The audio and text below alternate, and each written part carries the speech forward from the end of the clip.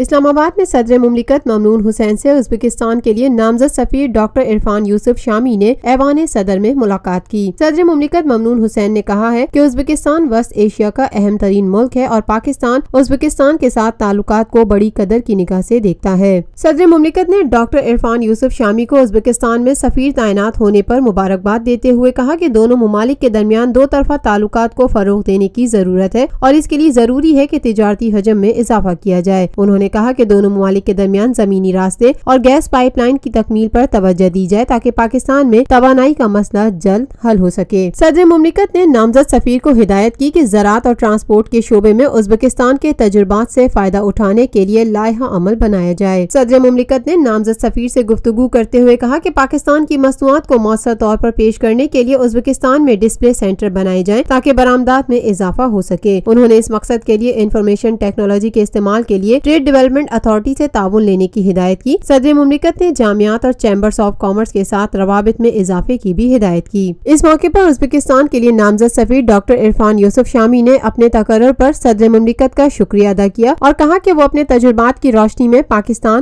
اور ازبکستان کے تعلقات کو مزید مستحکم کرنے کے لیے بھرپور کردار ادا کریں گے۔ Lotus Lake Towers, a groundbreaking endeavor by Lotus Properties.